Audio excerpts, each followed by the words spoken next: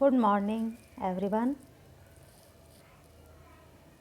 आज का हमारा पाठ है पाठ 15 लालन गीतम, मतलब लाड प्यार का गीत। ये जो पाठ है ये संपदानंद मिश्र के द्वारा लिखा गया है और इसमें प्राकृतिक सौंदर्य का वर्णन किया है कि सुबह के समय, प्रातःकाल के समय जो प्राकृतिक सौंदर्य है उसका वर्णन बहुत ही अच्छे तरीके से किया गया है कि सुबह जब सूर्य उदय होता है, सूर्योदय होने पर धरती किस प्रकार प्रतीत होती है। ऐसे प्रतीत होती है जैसे धरती हंस रही हो, कमल खिल रहे हों, मंदिरों में ढोल बज रहे हैं, क्योंकि सुबह आप देखते हो मंदिरों में आरती होती है, तो आरती के टाइम समय वाद्य यंत्र बजते हैं और नदियों में नाव चल रही हैं, अलग अलग तरह के फूल खिल रहे हैं जिन पर तितलियाँ और भंवरे मंडरा रहे हैं। इधर वन में आप देखो तो शेर गरज रहे हैं, बाघ गरज रहे हैं और हिरन ताजी घास खा रहा है। सभी मतलब जैसे ही सूरज उदय होता है सभी पशु पक्षी कोई भी प्राणी हो सब अपने अपने काम में लग जाते हैं। हर जगह का वातावरण आनंददायक हो जाता है। तो ये सब इस पाठ में बताया गया है। तो देखिए, फर्स्ट हमारा श्लोक है, उदिते सूर्ये धरणी विहस्ति पक्षी कूजति कमलम विकसति। उदिते निकलने पर, सूर्य सूर्य के, धरणी पृथ्वी, विहस्ति हंसती है, पक्षी पक्षी कूजती कूजता है। पक्षी जब बोलते हैं चहचहाते हैं उसको बोलते हैं कलरव करना या कूंजना। बोलना नहीं कहते पक्षी का, कूंजना। कमलम कमल, विकसती खिलता है। तो सुबह का वर्णन करते हुए क्या कहते हैं सूर्योदय का, कि सूर्य के उदय होने पर पृथ्वी हंसती है, पक्षी कूजता है और कमल खिलता है। कहने का मतलब क्या है कि सुबह का जो समय है बहुत ही मनोहर होता है। मनोहर या मनोरम, कैसे? मन को हरने वाला, जो मन को प्रसन्न कर दे। नेक्स्ट देखिए, नदती मंदिरे उच्चई ढक्का सरिते सलीले सैलती नौका। नदती ध्वनि करता है या बजता है या आवाज़ करता है। मंदिरे मंदिर में, उच्चई ढक्का, इसमें दो वर्ड है देखो, उच्चई यानी जोर से और ढक्का, ढक्का किसे कहते हैं? नगाड़ा या ढोल जो बजता है। मंदिरों में आपने कई जगह देखा होगा जब आरती होती है वाद्य यंत्र इलेक्ट्रॉनिक होते हैं और वो अपने आप बजते हैं, उसमें ढोल मंजीरे नगाड़ा सब होता है। सरिते नदी से, सलीले पानी में, सलील किसको कहते हैं? पानी का पर्यायवाची है नीरम सलीलम। सेलती डगमगाती है या हिलती डुलती है, नौका नाव। और मंदिर में सुबह के समय क्या होता है, मंदिर में ऊंची आवाज में नगाड़ा बज रहा है और नदी के पानी में नाव हिल डुल रही है, डगमगा रही है, यानी कि चल रही है। देखिए इसका हिंदी ट्रांसलेशन है, देखो फर्स्ट श्लोक का पहले संकेत, फिर प्रसंग में आपको पता है क्या क्या लिखा जाता है कि हमारी रुचिरा पाठ्य पुस्तक भाग 2 के पाठ 15 लालन गीतम से लिया गया है। इसके बाद संदर्भ की प्रातःकाल का वर्णन है, फिर इसका सरलार्थ। ऐसे ही श्लोक नंबर 2 का देखिए, पहले संकेत, फिर इसका प्रसंग, उसके बाद संदर्भ है इसका कि श्लोक में क्या बताया है कि नगाड़ा बज रहा है, नाव के डगमगाने का वर्णन किया गया है ना। मंदिर में ऊंची आवाज़ में नगाड़ा बज रहा है, नदी के जल में नाव हिल डुल रही है या डगमगा रही, या हम ये भी लिख सकते हैं कि नदी के जल में नाव चल रही है। अब चलना वर्ड थोड़ा सा अलग लगता है, जैसे पक्षी बोलते नहीं है, गूंजते हैं, ऐसे नाव चलती नहीं है। नाव के पैर नहीं, अपने आप नहीं चलती नाव, वो हिल डुल रही है क्योंकि हम चलाते हैं उसको पतवार से। ठीक है, तो ये सेकंड श्लोक था। अब हम थर्ड पर आते हैं। देखिए, पुष्पै पुष्पै नाना रंगा तेषु डयन्ते चित्र पतंगा। इस श्लोक में तितलियों का वर्णन किया है, यानी फूलों पर जब तितलियां मंडराती हैं उसका, कि पुष्पै पुष्पै नाना रंगा, पुष्पै फूल में, नाना रंगा, नाना यानी अनेक, और रंगा रंगों की, यानी अनेक रंग है। तेषु उनमें, डयन्ते उड़ते हैं या उड़ती हैं, चित्र पतंगा, चित्र पतंगा का अर्थ क्या होता है? तितलियाँ। भंवरे होते हैं भ्रमरा, और चित्र पतंगा तितलियाँ। तो क्या कहते हैं इसमें कि फूल में अनेक रंग हैं। कहने का मतलब, बगीचे में अगर आप देखोगे तो अनेक रंगों के फूल होते हैं। कोई पीला है, कोई हरा है, कोई नीला है, कोई लाल है, कोई सफ़ेद है। आप एक रोज़ यानी गुलाब के फूल का उदाहरण देखो, उसमें कई वैरायटी होती है, कई तरह के रंग होते हैं। तो अनेक रंगों के फूल हैं और उन फूलों पर तितलियां उड़ रही हैं, यानी कि तितलियां मंडरा रही हैं। किस लिए? उन फूलों का रस चूसने के लिए, है ना। नेक्स्ट देखिए, वृक्षे वृक्षे नूतन पत्रम विविधे वर्णै विभाति चित्रम। वृक्षे वृक्ष पर, नूतन नए, और पत्रम पत्ते, विविध वर्णै विभाति, विविध वर्णै रंगों से विविध होता अनेक, और विभाति सुशोभित होता है। चित्रम चित्र या दृश्य। चित्रम का अर्थ क्या होता है? चित्र या दृश्य। अब यहाँ तो दृश्य हो गया एक तरह से, वो सुबह का जो दृश्य दिख रहे हैं, सुबह का जो चित्र हमारे सामने है अब आँखों के, तो हमें कैसा प्रतीत होता है? तो दृश्य है। तो इसमें क्या कहा है कि वृक्ष पर नए पत्ते हैं, यानी कि हर वृक्ष पर नए नए पत्ते हैं। जब पतझड़ के बाद मौसम आता है तो आप देखो वृक्षों पर नए नए पत्ते, और सुबह के समय अगर आप घूमने जाते हो तो ओस की बूंदें दिखती है पेड़ों की, उस पर पत्तों पर। वो पत्ते एकदम जैसे हल्का सा उनको हिलाओ, पानी की बूंदें नीचे गिरेंगी, वो पत्ते एकदम नए दिखाई देते हैं।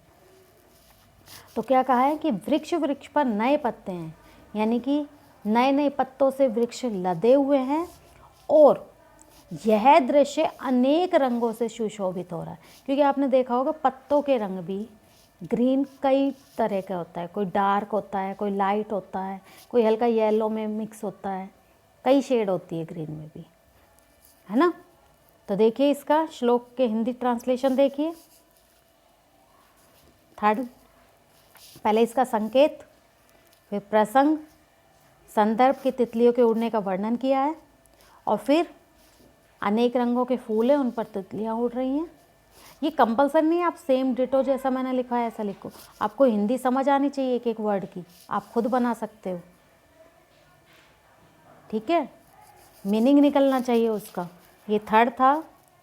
इसके बाद फोर्थ देखिए आप, संकेत, फिर प्रसंग में सेम आ जाएगा। संदर्भ में एक वृक्षों की सुंदरता का वर्णन किया है। जब नए पत्ते आते तो वृक्ष अलग ही आकर्षण से युक्त हो जाते हैं, उनको देखते ही मन प्रफुल्लित हो जाता है। उसके बाद इसका सरलार्थ, कि नए नए पत्ते आने से वृक्ष सुशोभित हो रहे हैं और अनेक रंगों से सुंदर दिखाई दे रहे हैं या सुशोभित हो रहे हैं। नेक्स्ट देखिए, अब नंबर 5 है हमारा, धेनु प्रातः यच्छति दुग्धम शुद्धम स्वच्छम सुमधुरम स्निग्धम। धेनु गाय, धेनु क्या होती है? गाय। प्रातः यच्छति, प्रातः धन यच्छति, प्रातः यानी सुबह, और यच्छति देती है। दुग्धम दूध, शुद्धम शुद्ध, स्वच्छम साफ, मधुरम मीठा, मधुर मीन्स मीठा। स्निग्धम चिकना या मुलायम। कि क्या कह रहे हैं कि जो गाय है, गाय के दूध का वर्णन किया है इसमें कि गाय का दूध कैसा होता है कि प्रातः काल के समय गाय दूध देती है। जो दूध कैसा होता है, शुद्ध, साफ, मीठा और चिकना होता है। स्निग्धम का अर्थ चिकना या मुलायम दोनों होता है।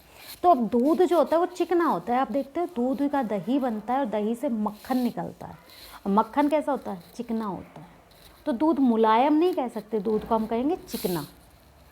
ठीक है। तो गाय का दूध कैसा होता है, शुद्ध होता है, एकदम मीठा भी होता है, साफ होता है और मुलायम चिकना होता है।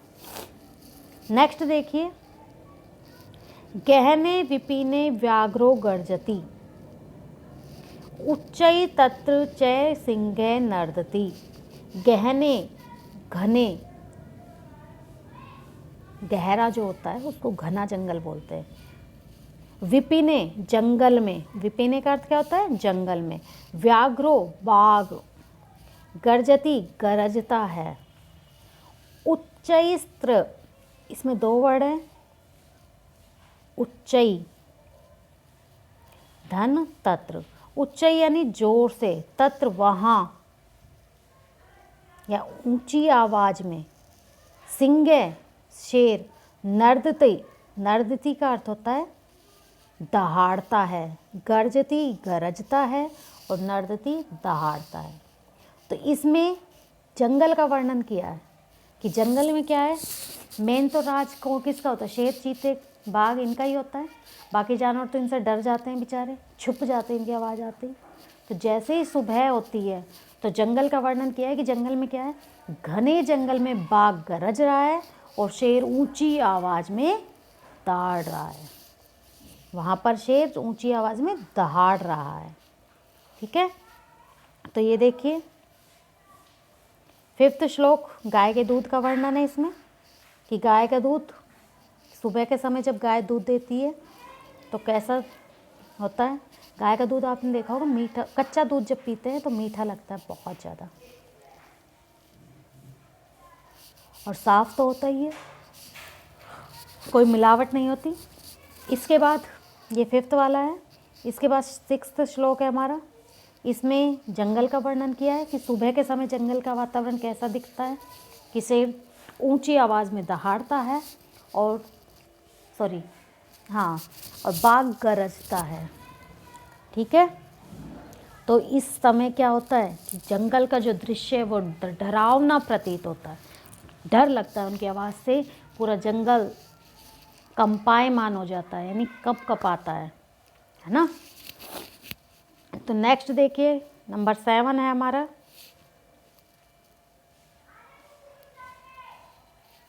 हिरणो अयम खादति नवघासम, सर्वत्र चे पश्यति सविलासम।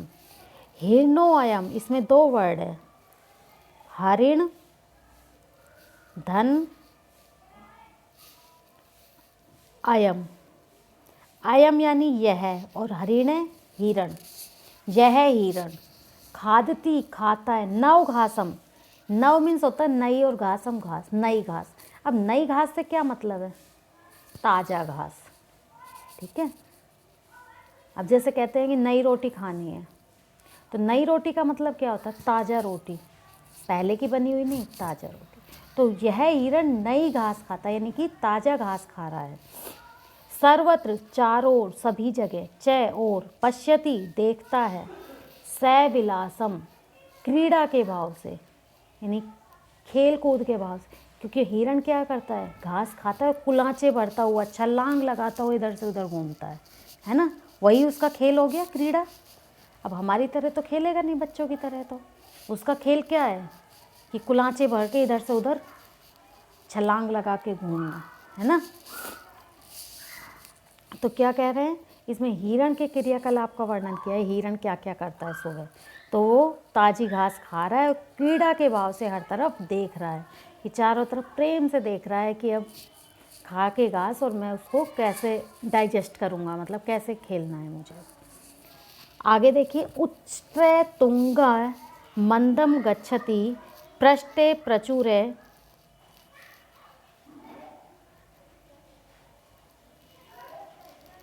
प्रचुरम भारम निवहति। उष्ट्रय ऊंट, तुंगम ऊंचा, मंदम धीरे धीरे, गच्छति जाता है, पृष्ठ पीठ पर, प्रचुरम बहुत अधिक, भारम भार वजन बोझ, निवहति ढोता है।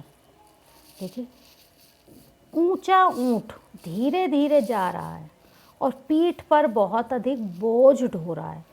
यानी जो ऊंट होता है, आपने देखा होगा, उसकी जो कुबड़ निकली होती है वो बहुत ऊंची होती है और वो बहुत ही ऊंचा। जिराफ की तो गर्दन लंबी होती है, जबकि ऊंट का जो शरीर होता है, पैर लंबे, ऊंट का शरीर ऊंचा होता है ना। तो कह रहे हैं कि ऊंचा ऊंट धीरे धीरे जा रहा है, धीरे धीरे चलता है ऊंट, और उसकी पीठ पर बहुत अधिक बोझ है जिसको वो ढो रहा है, ले जा रहा है उस ढो को, कि बोझ इतना अधिक है, धीरे धीरे चल रहा है वो। तो इसमें ऊंट के उसका बोझ का वर्णन किया है कि ऊंट बोझ को लेके कैसे धीरे धीरे चल रहा है। नेक्स्ट देखिए, नंबर 9, घोटक राजे क्षिप्रम धावती धावन समये किंपी न खादती। घोटक राजे, घोटक राज, राज मीन्स श्रेष्ठ घोड़ा।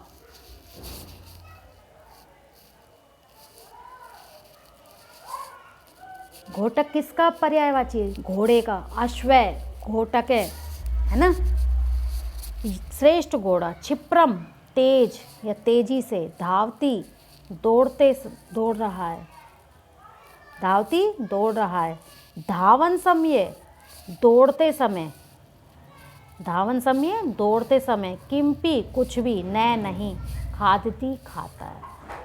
तो इसमें घोड़े के दौड़ने का वर्णन किया है कि यह श्रेष्ठ घोड़ा तेज गति से दौड़ रहा है और दौड़ते समय कुछ भी नहीं खा रहा है। कि जब घोड़ा तेज दौड़ता है तो बीच में वो कुछ नहीं खाता, बस अपने काम से मतलब है, बिना कुछ खाए वो तेज गति से दौड़े जा रहा है। अब लास्ट देखिए, इसमें भालू के नृत्य का वर्णन किया है। देखो, पश्यत भल्लुक इमं करालम नृत्यति थे थे थई कुरु करतालम। पश्यत देखो, भल्लुक, भल्लुकम भालू को, इयम इस, करालम भयानक, नृत्यति नाच रहा है, थे थई करके, कुरु करके, करतालम ताली बजाओ, ताली बजाना। ये इसमें भालू के नाचने का वर्णन किया है कि इस भयानक भालू को तुम सब देखो जो थे थई करके नाच रहा है, और उसके नृत्य को देखकर, उसके डांस को देखकर तुम सब ताली बजाओ। क्योंकि तुमने देखा होगा, जब मदारी आता है भालू को लेके खेल दिखाने, तो भालू उसकी मदारी के इशारों पर नाचता है और सब लोग उसको देखकर तालियां बजाते हैं। ठीक है, तो ये हमारा 10th श्लोक था। अब देखिए इसका हिंदी ट्रांसलेशन 7th वाले का। ये संकेत है, संकेत आप लिख ही लेंगे। फर्स्ट वर्ड लिखना होता है, पहला शब्द और अंतिम शब्द श्लोक का। इसके बाद प्रसंग सेम होगा। संदर्भ में हिरण के क्रियाकलाप का वर्णन किया था इसमें, कि हिरण कैसे नई घास खाता है और क्रीड़ा की दृष्टि से इधर उधर देख रहा है घास खाते हुए। श्लोक नंबर 8 है। 8 में आपके ऊँट के भार ढोने का वर्णन किया है कि ऊँट की पीठ पर बहुत अधिक भार है और वो धीरे धीरे चल रहा है। नंबर 9, घोड़े के दौड़ने का वर्णन किया है इसमें, कि घोड़ा किस प्रकार बिना कुछ खाए तेज गति से दौड़ रहा है, क्योंकि वो दौड़ते समय बीच में कुछ नहीं खाता। और लास्ट हमारा 10th जो श्लोक था, उसमें भालू के नृत्य का वर्णन किया है कि किस तरह भालू नाच रहा है थे थई करके, और हम सबको उस नाच को देखकर ताली बजानी चाहिए। यानी तुम सब उस नृत्य को देखो और ताली बजाओ। तो ये हमारा था चैप्टर 15 यानी पाठ 15 का हिंदी अनुवाद। वर्ड मीनिंग आप पीछे इसमें बुक में दी हुई है, आप अपनी बुक से कर लें, और जो कुछ भी वर्ड मीनिंग या संधि विच्छेद वगैरह मैंने बताए उनको भी नोट कर लें, ठीक है। और नेक्स्ट क्लास में अब हम इसके बैक एक्सरसाइज और क्वेश्चन आंसर करेंगे, ठीक है। तो आप ये काम कर लेना। Okay students, thank you.